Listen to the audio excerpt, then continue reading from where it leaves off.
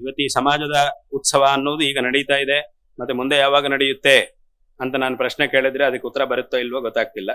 ಯಾವಾಗ ನಡೆಯುತ್ತೆ? ಇವತ್ತು ಚೆನ್ನಾಗಿ ನಡೀತಾ ಇದೆ, ಎಲ್ಲ ಉತ್ಸಾಹ ಬಂದಿದೆ, ತುಂಬಾ ಉತ್ಸಾಹವಾಗಿ ಎಲ್ಲರೂ ಸಹ ಬಂದಿದ್ದೀರಿ.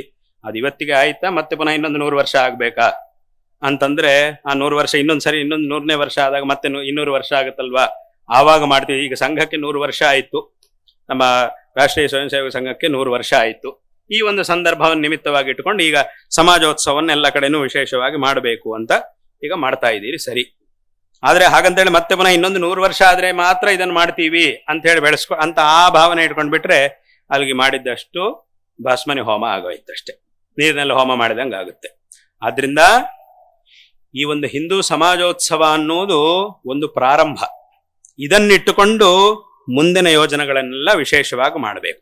ಇದು ಎಲ್ಲರಲ್ಲೂ ಒಂದು ಐಕಮತ್ಯವನ್ನ ತರಲಿಕ್ಕೋಸ್ಕರ ಮಾಡಿದಂತಹ ಒಂದು ಕಾರ್ಯ. ಆದ್ರಿಂದ ಈ ಐಕಮತ್ಯ ಬಂದ ಮೇಲೆ ಮುಂದಿನ ಕೆಲಸಗಳನ್ನ ವಿಶೇಷವಾಗಿ ಇನ್ನಷ್ಟು ದೃಢವಾಗಿ ಸಮಾಜವನ್ನು ಹೇಗೆ ಇನ್ನಷ್ಟು ದೃಢವನ್ನಾಗಿ ಮಾಡಬೇಕು ಅನ್ನೋದರ ಚಿಂತನೆ ಒಂದು ಮುಂದೆ ಆಗಬೇಕು. ಇದಿಷ್ಟು ವರ್ಷಗಳಲ್ಲಿ ನಾವೇನ್ ಮಾಡ್ಬೇಕು? ಇನ್ನೊಂದು 100 ವರ್ಷ, 150 ವರ್ಷ, 200 ವರ್ಷ ಅಷ್ಟು ದೂರ ಚಿಂತನೆ ಮಾಡ್ಬೇಕು. ಬರೀ ಇವತ್ತು ನಾಳೆ ಏನಾಗುತ್ತೆ ಅಂತ ಚಿಂತನೆ ಮಾಡಿದ್ರೆ ಸಾಕಾಗುವುದಿಲ್ಲ. ಇನ್ನೊಂದು ಮುಂದಿನ 100 ವರ್ಷಗಳು, ಪ್ರಾಯ ಮುಂದಿನ 100 ವರ್ಷಗಳಾದ್ರೂ ನಾವೇನ್ ಮಾಡಬೇಕು, ಯಾವ ಸ್ಥಿತಿಗೆ ನಾವು ತಲುಪಬೇಕು ಅನ್ನುವಂಥದ್ದನ್ನು ಯೋಚನೆ ಮಾಡಬೇಕು. ಆ ಒಂದು ವಿಚಾರವನ್ನು ಪ್ರತಿಯೊಬ್ಬರೂ ಸಹ ಚೆನ್ನಾಗಿ ಚಿಂತನೆ ಮಾಡಿ ಯೋಚನೆ ಮಾಡಬೇಕು ಅನ್ನುವಂತಹ ಒಂದು ವಿಷಯವನ್ನ ನಾನು ಈ ಸಂದರ್ಭದಲ್ಲಿ ಎಲ್ರಿಗೂ ಸಹ ಹೇಳ ಬಯಸ್ತಾ ಇದ್ದೀನಿ. ಆದ್ರಿಂದ ಇಂತಹ ಒಂದು ಕಾರ್ಯಕ್ರಮಗಳು ಸಹ ಆವಾಗವಾಗ ನಡೀಬೇಕು, ಎಲ್ಲರೂ ಸಹ ಬಂದು ಅದರಲ್ಲಿ ಭಾಗವಹಿಸಬೇಕು. ಹಾಗಾಗಿಯೇ ವಿಶೇಷವಾಗಿ ಅನೇಕ ವರ್ಷಗಳಿಂದ ಈ ಗಣೇಶೋತ್ಸವ ಇತ್ಯಾದಿಗಳನ್ನೆಲ್ಲ ಮಾಡುವುದೇ ಅದಕ್ಕೋಸ್ಕರ. ಆದ್ರಿಂದ ಭಗವಂತನ ಆರಾಧನೆಯನ್ನು ಮಾಡಿದಂಗಾಯಿತು, ಮತ್ತೆ ಎಲ್ಲರೂ ಸಹ ಒಂದು ಸಮಾಜವಾಗಿ ಸೇರಿದ ಹಾಗೂ ಆಯಿತು ಅನ್ನೋ ಉದ್ದೇಶದಿಂದಲೇ ಇಂತಹ ಉತ್ಸವಗಳನ್ನು ವಿಶೇಷವಾಗಿ ಆಚರಣೆ ಮಾಡುವಂತಹ ಒಂದು ಕ್ರಮ ಹಿಂದಿನಿಂದಲೂ ಸಹ ಬಂದಿದೆ. ಆದ್ರಿಂದ ಈ ಹಿಂದೂ ಸಮಾಜೋತ್ಸವ ಅನ್ನೋದು ಅವಾಗವಾಗ ನಡೀತಾ ಇರಬೇಕು, ವಿಶೇಷವಾಗಿ ನಡೀತಾ ಇರಬೇಕು. ಅದರ ಬಗ್ಗೆ ಇನ್ನಷ್ಟು ಚಿಂತನೆಗಳು ಇತ್ಯಾದಿಗಳನ್ನೆಲ್ಲ ಹಿಂದಿನ ಸಮಾಜೋತ್ಸವಕ್ಕೂ ಈಗಿನ ಮುಂದಿನ ಸಮಾಜೋತ್ಸವಕ್ಕೂ ಮಧ್ಯದಲ್ಲಿ ಎಷ್ಟು ಅಭಿವೃದ್ಧಿ ಆಯಿತು, ಏನಾಯಿತು, ಮತ್ತೆ ಮುಂದೆ ಏನು ಮಾಡಬೇಕು ಅನ್ನುವಂತಹ ಚಿಂತನೆಯನ್ನು ಖಂಡಿತ ಪ್ರತಿಯೊಬ್ಬರು ಮಾಡಲೇಬೇಕು.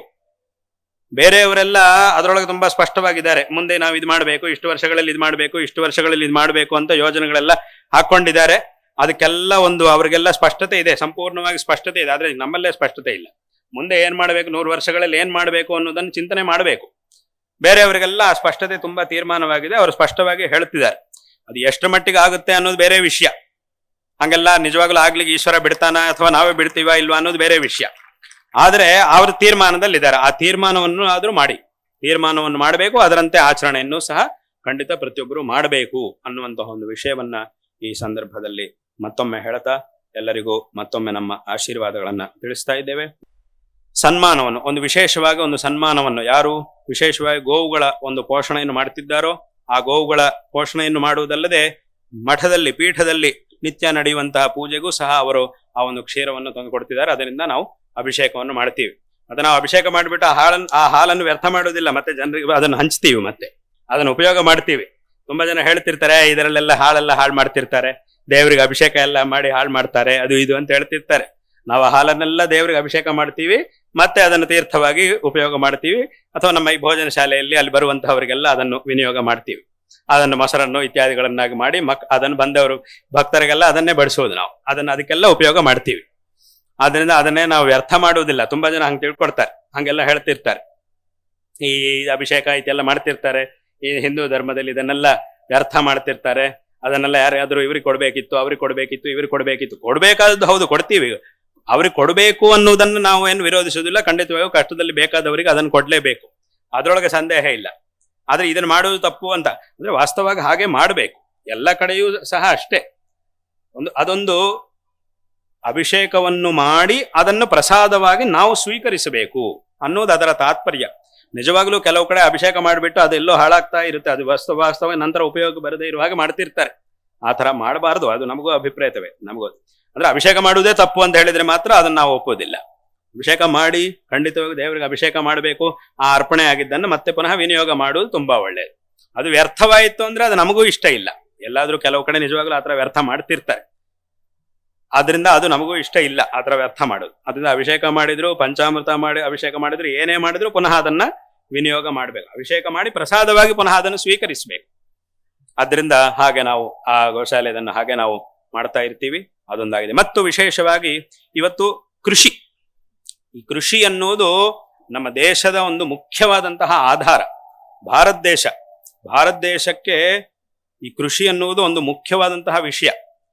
ಅದರಿಂದ ಅಂತಹ ಒಂದು ಕೃಷಿ, ಅದರೊಳಗೂ ಈ ಭತ್ತದ ಒಂದು ಕೃಷಿ, ಬೇರೆ ಬೇರೆ ರೀತಿಯಂತಹ ಕೃಷಿಗಳು ಆಯಾ ಪ್ರಾಂತಕ್ಕೆ ತಕ್ಕಂತೆ ಬೇರೆ ಬೇರೆ ರೀತಿಯಂತಹ ಕೃಷಿಯನ್ನ ಮಾಡುವುದು ಅನ್ನೋದು ಹಿಂದಿಂದಲೂ ಸಹ ವ್ಯವಸಾಯ ನಮ್ಮ ದೇಶದಲ್ಲಿ ಬಂದಿದೆ. ಅದರೊಳಗೆ ಈ ಭತ್ತದ ಒಂದು ಕೃಷಿ ಅನ್ನೋದೇನಿದೆಯೋ ಅದು ತುಂಬಾ ದೊಡ್ಡದು, ಅದು ಮತ್ತು ಅವಶ್ಯಕವಾದಂಥದ್ದು. ಕೃಷಿ ಇಲ್ಲ ಅಂತ ಈಗ ಬೇರೆ ಯಾವುದೇ ಒಂದು ಕೆಲಸ ನಡೆಯಲಿಲ್ಲ ಅಂತಂದ್ರೆ ಅದರಿಂದ ನಮಗೇನು ಫಲ ಸಿಗಬೇಕಾಗಿದೆಯೋ ಅದು ಮಾತ್ರ ಇರಲ್ಲ ಅಷ್ಟೇ. ಆ ಕೃಷಿ ಅನ್ನೋದಿಲ್ಲ ಅಂತಂದ್ರೆ ಜೀವನೇ ಇರಲ್ಲ. ಅದರಿಂದ ಅಂತಹದ್ದು ಆ ಕೃಷಿ ಅನ್ನುವಂತಹದ್ದು. ಅದರಿಂದ ಅಂತ ಒಂದು ಕೃಷಿಯಲ್ಲೂ ವಿಶೇಷವಾಗಿ ಸಾಧನೆ ಮಾಡಿರ್ತಕ್ಕಂಥವರು ರಮೇಶ್ ಅವ್ರಿಗೂ ಇವತ್ತಿನ ದಿವಸ ಸನ್ಮಾನ ಮಾಡಿರುವುದು ತುಂಬಾ ಸಂತೋಷಕರವಾದಂತಹ ಒಂದು ವಿಷಯ. ಇದು ಅತ್ಯಂತ ಉತ್ತಮವಾದಂತಹ ಒಂದು ವಿಷಯ. ಹಾಗಾಗಿಯೇ ಈ ಕೃಷಿ ಅನ್ನೋದು ಚೆನ್ನಾಗಿ ಬೆಳೀಬೇಕು, ಕೃಷಿ ಅನ್ನೋದು ಚೆನ್ನಾಗಿ ನಡೀಬೇಕು, ಅವರಿಗೆ ವಿಶೇಷವಾದಂತಹ ಒಂದು ಪ್ರೋತ್ಸಾಹ ಸಿಗಬೇಕು. ಅವರಿಗೆ ಯಾವತ್ತೂ ಸಹ ನಿರಾಸೆ ಆಗಬಾರದು. ಕೃಷಿ ಮಾಡುವವರಿಗೆ ನಿರಾಸೆ ಆಗಬಾರದು. ಇವತ್ತಿನ ದಿವಸ ಅದೇ ದೊಡ್ಡ ಸಮಸ್ಯೆ. ಅವ್ರಿಗೆ ಯಾವತ್ತೂ ಸಹ ನಿರಾಸೆ ಆಗಬಾರದು. ಅವರಿಗೆ ನಿರಾಸೆ ಆಯ್ತು ಅಂತಂದ್ರೆ ಮತ್ತೆ ಇನ್ನು ಆಹಾರ ಅನ್ನೋದೇ ಇಲ್ಲ. ನಾ ಹೇಳ್ದಂಗೆ ಕೃಷಿ ಇಲ್ಲ ಅಂದ್ರೆ ಜೀವ ಅನ್ನೋದೇ ಇಲ್ಲ. ಇನ್ನಷ್ಟೇ, ಇನ್ನೊಂದು ಎರಡೇ ಮಾತು ಬೇಕಾಗಿಲ್ಲ. ಆದ್ರಿಂದ ಆ ಕೃಷಿ ಅನ್ನೋದು ಚೆನ್ನಾಗಿ ನಡೀಬೇಕು. ಅದನ್ನು ಮಾಡುವಂತಹ ರೈತರಿಗೂ ಎಲ್ಲರಿಗೂ ಸಹ ಒಳ್ಳೇದಾಗಬೇಕು, ಅವರಿಗೆ ಒಳ್ಳೇದನ್ನು ಮಾಡಬೇಕು. ವಿಶೇಷವಾಗಿ ಸರ್ಕಾರದ ಕಡೆಯಿಂದಲೂ ಸಹ ವಿಶೇಷವಾಗಿ ಇನ್ನಷ್ಟು ವ್ಯವಸ್ಥೆಗಳು ಅವರಿಗೆ ಆಗಬೇಕು. ಮತ್ತು ವಾತಾವರಣ ಅದು ಸಹ ಅದಕ್ಕೆ ಅನುಕೂಲವಾಗಿರಬೇಕು. ಅದೆಲ್ಲವೂ ಸಹ ಚೆನ್ನಾಗಿ ನಡಿಬೇಕು. ತದ್ವಾರ ದೇಶವೂ ಸಹ ಚೆನ್ನಾಗಿರ್ಬೇಕು. ಅದರಲ್ಲಿ ಆ ಕೃಷಿಗೆ ತುಂಬಾ ಒಂದು ವಿಶೇಷ ಇದೆ. ಹಾಗಾಗಿ ಈಗ ಬರೀ 1-2 ತಿಂಗಳ ಹಿಂದೆ ವಿಶೇಷವಾಗಿ 1008 ಈ ಕೃಷಿಯನ್ನು ಮಾಡುವಂತಹವರ ಬಡವರಾಗಿ ಯಾರಿದ್ದಾರೋ ಅಂಥವರ ಆ ಬಡ ಮಕ್ಕಳಿಗೆ 1008 ದಂಪತಿಗಳಿಗೆ ವಿಶೇಷವಾಗಿ ಒಂದು ಕಲ್ಯಾಣೋತ್ಸವ ಅಂತ ಒಂದು ನಾವು ಮಾಡಿಸಿದ್ವಿ. ಒಂದು ಸಂಸ್ಥೆಯವರು ಮಾಡಿಸಿದ್ದಾರೆ. ಅವರ ಜೊತೆಗೆ ಶ್ರೀಮಠವು ಸಹ ವಿಶೇಷವಾಗಿ ಸೇರಿಕೊಂಡು ಅವರಿಗೆ ವಿಶೇಷವಾದಂತಹ ಒಂದು ಸಹಕಾರವನ್ನು ಸಹ ಮಾಡಿ, ಒಂದು ದೊಡ್ಡ ಸಹಕಾರವನ್ನು ಸಹ ನಮ್ಮ ಪೀಠದ ಕಡೆಯಿಂದ ಮಾಡಿ ಅವರೆಲ್ಲರೂ ಸಹ ಕೃಷಿಕರು, ಅವರಿಗೆ 1008 ಸರಿಯಾಗಿ 1008 ಜನ ಕೃಷಿ ಮಾಡುವವರು, ಅವರಿಗೊಂದು ಸಾಮೂಹಿಕವಾದಂತಹ ಒಂದು ವಿವಾಹ ಮಹೋತ್ಸವವು ಸಹ ತುಂಬಾ ಚೆನ್ನಾಗಿ, ತುಂಬಾ ವೈಭವಪೇತವಾಗಿ ನಮ್ಮ ಚಿತ್ರದುರ್ಗದಲ್ಲಿ ಅದು ಸಂಪನ್ನವಾಗಿದೆ. ಆ ಒಂದು ಕಾರ್ಯಕ್ರಮ ಆಗಿತ್ತು ಈಗ 1-2 ತಿಂಗಳ ಹಿಂದೆ. ಅದನ್ನು ವಿಶೇಷವಾಗಿ ಪೀಠದಿಂದ ಒಂದು ದೊಡ್ಡ ಸಹಾಯವನ್ನು ಸಹ ನಾವು ಮಾಡಿದ್ದೇವೆ. ಯಾಕೆಂತಂದ್ರೆ ಅವರೆಲ್ಲರೂ ಸಹ ಕೃಷಿಕರು ಚೆನ್ನಾಗಿರ್ಬೇಕು, ಒಳ್ಳೆ ಕುಟುಂಬಗಳಾಗಿ ಅವರೆಲ್ಲರೂ ಸಹ ಚೆನ್ನಾಗಿರ್ಬೇಕು, ಅವರ ಕುಟುಂಬಗಳು ಅಭಿವೃದ್ಧಿಯಾಗಿ ಈ ಕಾರ್ಯವೂ ಸಹ ಚೆನ್ನಾಗಿ ನಡೀಬೇಕು ಅನ್ನುವಂತಹ ಉದ್ದೇಶ. ಹಾಗಾಗಿ ಇವತ್ತು ಅದನ್ನ ಮಾಡಿರುವುದು ಬಹಳ ಸಂತೋಷಕರವಾದಂತಹ ಒಂದು ವಿಷಯ. ಅದೇ ರೀತಿ ಒಂದು ಸಾಮಾಜಿಕವಾಗಿ ಅದರೊಳಗೂ ಒಂದು ಒಳ್ಳೆ ಆರೋಗ್ಯಕ್ಕಾಗಿ, ಜನರ ಒಂದು ಆರೋಗ್ಯಕ್ಕಾಗಿ ವಿಶೇಷವಾಗಿ ಶ್ರಮಿಸ್ತಾ ಇರತಕ್ಕಂತಹ ಪ್ರಶಾಂತ್ ಅವರಿಗೂ ಸಹ ಇವತ್ತು ಸನ್ಮಾನವನ್ನು ಮಾಡಿದ್ದು, ಈ ಗೌರವವನ್ನು ಮಾಡಿದ್ದು ಬಹಳ ಒಂದು ಸಂತೋಷಕರವಾದಂತಹ ಒಂದು ವಿಷಯ. ಅವರಿಗೂ ಮತ್ತೆ ಆಶೀರ್ವಾದಗಳನ್ನು ಮಾಡ್ತಾ ಈ ಒಂದು ಕಾರ್ಯಕ್ರಮದಲ್ಲಿ ಎಲ್ಲ ರೀತಿಯಲ್ಲೂ ಸಹ ಸಹಕರಿಸಿದಂತಹ ಎಲ್ಲರಿಗೂ ನಮ್ಮ ಸಂಪೂರ್ಣವಾಗಿ ನಾರಾಯಣ ಸ್ಮರಣ ಪೂರ್ವಕವಾಗಿ ಆಶೀರ್ವಾದಗಳನ್ನ ಮಾಡ್ತಾ ಈ ರೀತಿಯ ಇನ್ನಷ್ಟು ವಿಡಿಯೋಗಳು ನಿಮಗೆ ಸಿಗಬೇಕೇ? ಹಾಗಾದ್ರೆ ಈಗಲೇ ನ್ಯೂಸ್ ಮಲ್ನಾಡ್ ಚಾನೆಲ್ನ ಸಬ್ಸ್ಕ್ರೈಬ್ ಆಗಿ, ಕೆಳಗಿರೋ ಸಬ್ಸ್ಕ್ರೈಬ್ ಬಟನ್ ಮೇಲೆ ಕ್ಲಿಕ್ ಮಾಡಿ ಉಚಿತವಾಗಿ ಸಬ್ಸ್ಕ್ರೈಬ್ ಆಗಿ.